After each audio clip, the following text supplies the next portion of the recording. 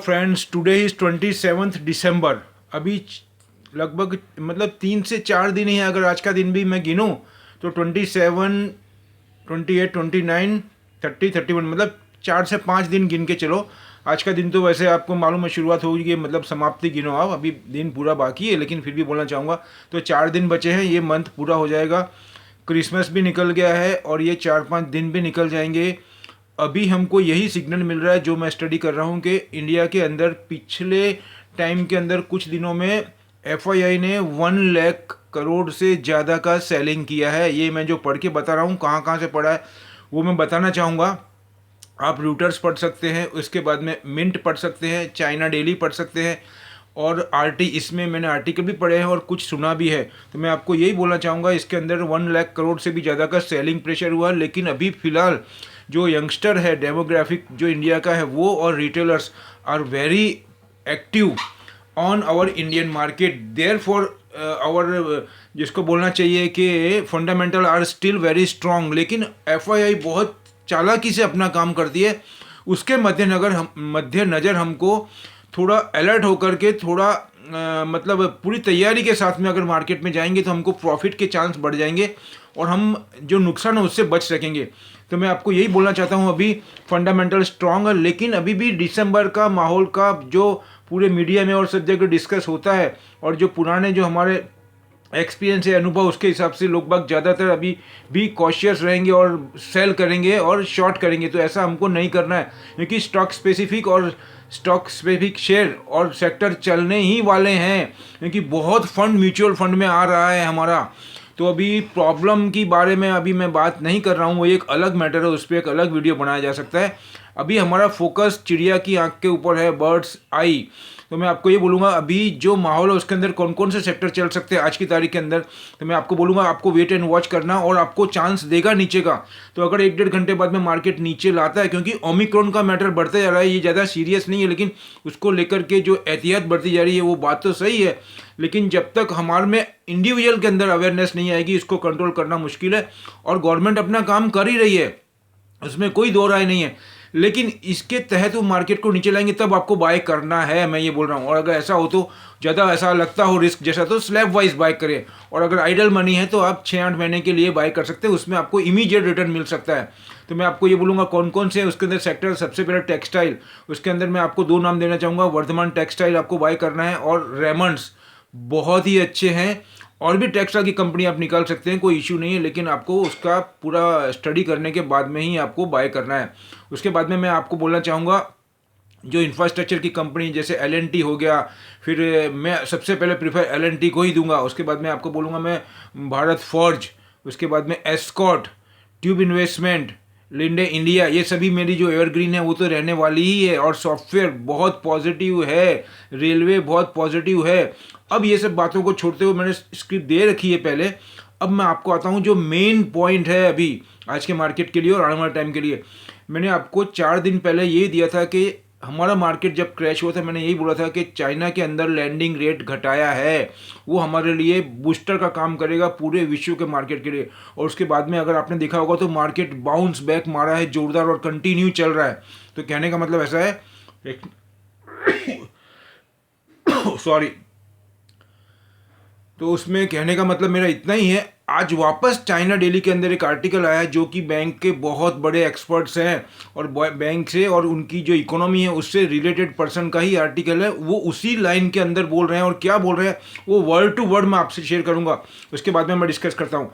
उसमें ये बोलूँगा मैं आपको, बैंक के अंदर चाइना का लिखा है फॉर फाइनेंस सेक्टर के अंदर चाइना टॉप लीडरशिप, ध्यान रखना क्या बोल रहा हूं मैं, China top leadership sent a clear signal during the annual central economic work conference indicating, मतलब चाइना के जो टॉप लीडरशिप है उसमें से जो वहाँ पे annual central economic work conference की जो मीटिंग हुई है उसमें इन्होंने इंडिकेशन दिया है that new round of growth, China के अंदर new round of growth stabilization वो स्टैब्लिश हो रहा है।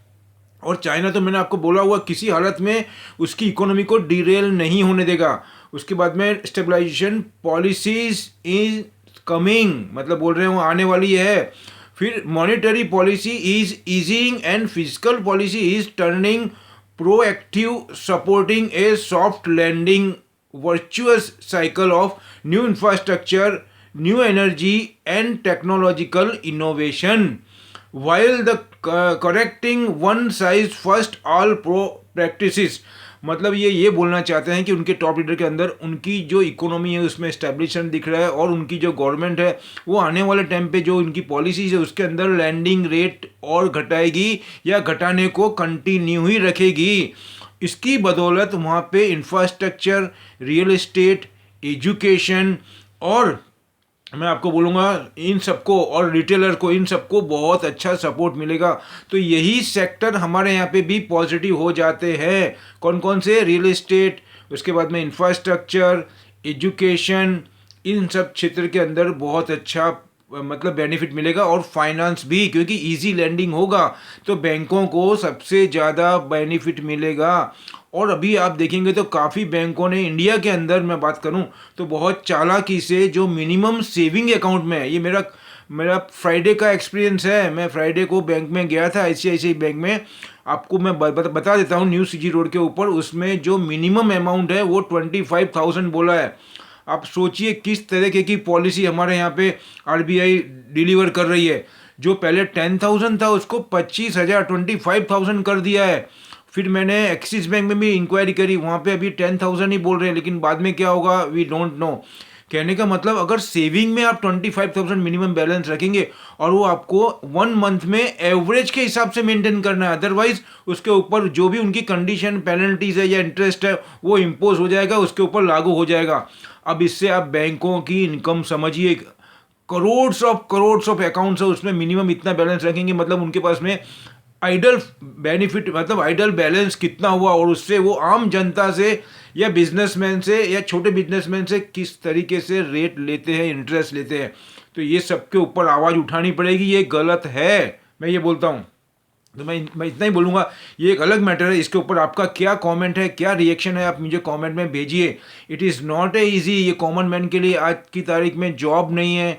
जिसकी जॉब है उसकी जॉब में आप बोलेंगे तो सैलरी कम हो गई है, कितने की जॉब चली गई है, ये सबको देखते हुए ये डिसीजन आ रहे हैं, ये बहुत ही गलत है हमारी कंट्री के लिए। चाहे जो भी गवर्नमेंट कर रही है, we must be oppose such of incidents. तो मैं आपको यही बोल रहा हूँ, आपको ये बहुत गलत है। 25,000 मिनिमम बैलेंस नहीं होना चाहिए। 1,000 भी मेरे हिसाब से ज़्यादा है, मैं ये बोलता हूँ, क्योंकि हर चार्ज बैंक काट रही है। आपका ATM का चार्ज काट रही है, आपकी जो मैसेज आते हैं उसका भी चार्ज काट रही है। कितने कॉमन मैन को तो ये सब चीज़ों का बेचारों को ख्याल भी नहीं है। तो कहने का मतलब है ये एक, और जो बैंक का स्टाफ है उनके पास में कितना आवर्स का टाइम है ये आप भी जानते हैं, मैं भी जानता हूँ। और दूसरा, उसके सामने वो कितनी सैलरी ले रहे हैं ये भी आप समझ रहे हैं, मैं भी समझ रहा हूँ। लेकिन ये बहुत ही चर्चा का और गंभीर विषय है। मैं ऐसा मान के चलता हूँ आने वाले टाइम पे इस पे गवर्नमेंट अच्छा से काम करे, और ऐसा मैं मान करके चलता हूँ। तो मैं आपको ये बोलूँगा आज की तारीख के अंदर बहुत ध्यान से काम करना। जो मैंने आपको बता दिया ये फाइनेंस सेक्टर के लिए बहुत पॉजिटिव। और हमारा जो इंडिया का फाइनेंस सेक्टर है, मतलब निफ्टी, बैंक निफ्टी, ये पिछले 1.5-2 वीक से उन्होंने दबा के रखा है। और खाली 100-100 पॉइंट, और जब 800-900 पॉइंट हमारा बाजार था तभी भी 200-250 पॉइंट ही बैंक निफ्टी को बढ़ाया था। तो आज मैं ऐसा मान के चलता हूँ कि वो उसको शूट अप कर देंगे, क्योंकि जो चाइना का मैसेज मिल रहा है वो, और इंडिया के अंदर भी, उसको देखते हुए मेरे को लगता है बैंक निफ्टी में आपको ज़बरदस्त ग्रोथ दिख रहा है, मुझे ऐसा बोल रहा हूँ। दूसरा मैं आपको बोलना चाहूँगा, इंडिविजुअल बैंक के अंदर जैसे ICICI बैंक हुआ, एक्सिस बैंक हुआ, HDFC बैंक हुआ, उसके बाद में और भी छोटे बैंक है, PNB हो गया, आपको सेंट्रल बैंक होगा, सेंट्रल बैंक में प्राइवेटाइजेशन हो रहा है, ध्यान रखना, लॉन्ग टर्म के लिए इन्वेस्टमेंट कर सकते हैं। ये सब के अंदर आपको इन्वेस्टमेंट करना है, बहुत अच्छा रिटर्न मिलने की पूरी संभावना। और बैंक निफ्टी में तो है ही, उसके अंदर मुझे ऐसा लगता है कि अगर IT नहीं चला है आज तो वो बैंक निफ्टी के अंदर 1200-1500 से ज़्यादा पॉइंट का जंप दे देंगे, ये बोल रहा हूँ। लेकिन it's a matter of risk, तो हमको स्टॉप लॉस लगा के काम करना है। लेकिन ये स्टडी के हिसाब से मैं बोल रहा हूँ, आप कंपेयर करना और अपने कमेंट मुझे डालना। दूसरा मैं बोलना चाहूँगा, ये मेरी अपनी स्टडी है, अपनी एनालाइज है, मैं जल्दी से जल्दी वीडियो को अपलोड करना चाहता हूँ। आप मेरे जो पुराने व्यूअर्स हैं, मेरे जो थॉट अच्छे लग रहे हैं तो इसको अपने दोस्तों तक, कलीग तक पहुँचाएँ, शेयर करें। और जो नए आए हैं फर्स्ट टाइम, उनको रिक्वेस्ट करूँगा, please if you are satisfied with my thought, तो मैं request you please you have to subscribe my channel and also press bell icon, जिससे कि मेरा नया वीडियो में डाउनलोड मतलब अपलोड करूं तो आपको उसका इंटीमेशन इमीडिएट मिले और हम और आप मिलकर के ज़्यादा से ज़्यादा बेनिफिट छीन सके FI से। जय हिंद, टेक केयर।